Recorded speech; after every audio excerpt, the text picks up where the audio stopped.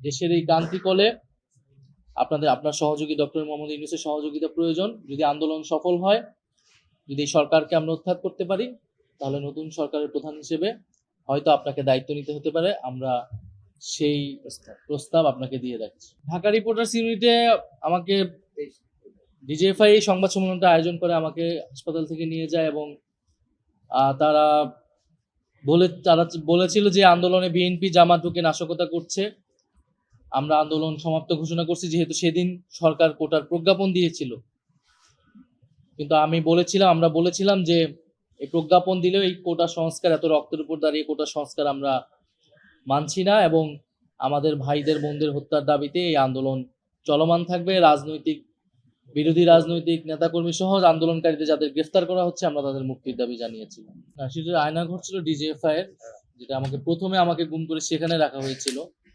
পরবর্তীতে ডিবি অফিসে নানাভাবে আমাদেরকে নির্যাতন করা হয়েছে, মানসিক শারীরিকভাবে আমাদের অভিভাবকদেরকে হেনস্থা করা হয়েছে এবং একটা পর্যায়ে তারা নারী সমন্বয়কদেরকে আরো গ্রেফতার করে আনার হুমকি দিয়েছে এবং একটা পর্যায়ে তারা আমাদেরকে হুমকি দিয়ে জোরপূর্বক আমাদের দেশেই লিখিত বক্তব্যটি পাঠ করায়, মোবাইলে ভিডিওটি ধারণ করে পরে সেটি মিডিয়াতে ছড়িয়ে দেয় এবং প্রধানমন্ত্রীর দপ্তরে আমাদেরকে নিয়ে যে আমরা সমঝোতা করেছি, এরকম একটা দৃশ্য জনগণকে দেখাতে চেয়েছিল।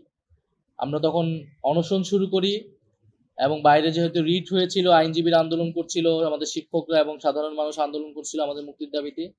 সেই প্রেক্ষাপটে আমাদেরকে তখন ডিবি ছাড়তে বাধ্য হয় এবং ছেড়ে আমরা আমাদের অবস্থান তখন পরিষ্কার করেছি। প্রথমে আমি তো পরবর্তীতে সরকার দায়িত্ব থাকা অবস্থায় ডিজিএফআই হেডকোয়ার্টার আয়নাঘরে আমি নিজে গিয়েছি। যেই রুমে আমাকে রাখা হয়েছিল আমি আইডেন্টিফাই করতে পেরেছিলাম। ফলে আমাকে গুম করা হয়েছিল। আমি যদি বেঁচে থাকতে চাই, অন্য সমন্বয়কদের যদি মুক্তি নিশ্চিত করতে চাই, তাহলে আমরা যাতে আন্দোলন থেকে সরে আসি, এই বিষয়টি তারা বারবার নিশ্চিত করতে চেয়েছিল যখন আন্দোলনটা গণ আন্দোলনের দিকে রূপ নেয় তখন থেকে।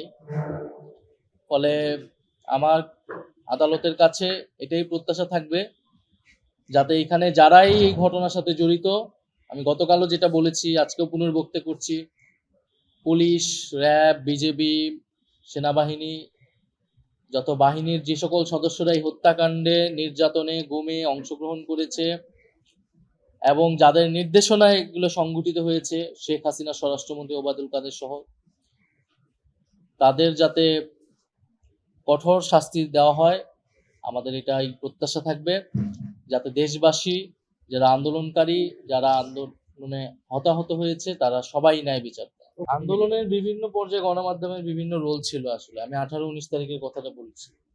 আবার বিভিন্ন সময় পত্রিকায় বা বিভিন্ন কয়েকটি ইলেকট্রনিক মিডিয়া আন্দোলনের পক্ষে অবস্থান নেওয়ার চেষ্টা করেছে, বিশেষত অনেক সাংবাদিক ফিল্ডে তারাও। ফলে সেখানেও আসলে ফ্যাসিবাদের পক্ষ যেমন ছিল, আবার ফ্যাসিবাদের বিরুদ্ধে অবস্থানও ছিল। এখনকার অবস্থান কিন্তু মিডিয়া, আমরা যেই প্রত্যাশা আমাদের ছিল, যদিও আমিও দায়িত্বে ছিলাম, সেই অনুযায়ী কিন্তু মিডিয়ার সংস্কার হয়নি এবং মিডিয়া এখনো নিয়ন্ত্রিত আমি মনে করি। মিডিয়া, ডিজিএফআই আগে যেভাবে মিডিয়া নিয়ন্ত্রণ করত, বিভিন্ন নিউজ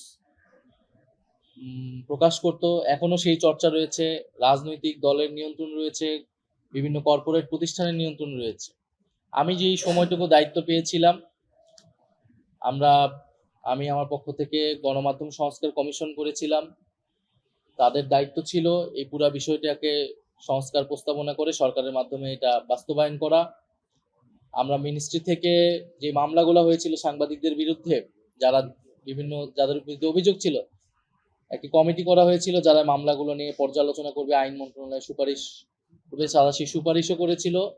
বাকিটা আইন মন্ত্রণালয় এবং স্বরাষ্ট্র মন্ত্রণালয়ের দায়িত্ব ছিল। যারা ফ্যাসিবাদের দোষর ছিল, যে সকল সংবাদ মাধ্যমের কর্মীরা, তাদেরকে বিচারের আওতায় আনে। আমরা সোফার ট্রাইব্যুনালের কার্যক্রমে সন্তুষ্টি আমি জানিয়েছি, কিন্তু আমি এটাও জানিয়েছি যে সেনাবাহিনীর যে সকল কর্মকর্তার বিরুদ্ধে অভিযোগ রয়েছে, তাদেরকে কিন্তু 1 বছরের মধ্যেও গ্রেফতার করা হয় নাই এবং অনেকের বিরুদ্ধে অভিযোগ, আমি নিজে গুম কমিশনে অভিযোগ দায়ের করেছি, আমি আজকেও এখানে নাম সহ উল্লেখ করেছি। ফলে গুমের ঘটনায় এবং যারা অভ্যুত্থানে রামপুরা, বাড্ডা সহ বিভিন্ন জায়গায় যে সকল সেনা কর্মকর্তা, অফিসাররা গুলি চালিয়েছে, তাদেরকে কেন গ্রেফতার করা হচ্ছে না এই বিষয়ে আমার সন্দেহ রয়েছে, সেই বিষয়ে কোনো চাপ আছে কিনা। কিন্তু আমি আহ্বান জানাবো যে কোনো প্রকার চাপ থাকলেও এগুলো যাতে বিবেচনায় না নিয়ে আইন ফলো করা হয় এবং ন্যায় বিচার নিশ্চিত করা হয়। গুমের ঘটনায় তো অনেকের নাম আসছে, ডিজিএফআই এর সাবেক 5 জন ডিজির নাম আসছে, তাদের বিরুদ্ধে চার্জশিট করা হয়েছে, তাহলে তাদেরকে কিন্তু এখনো গ্রেফতার করা হয়।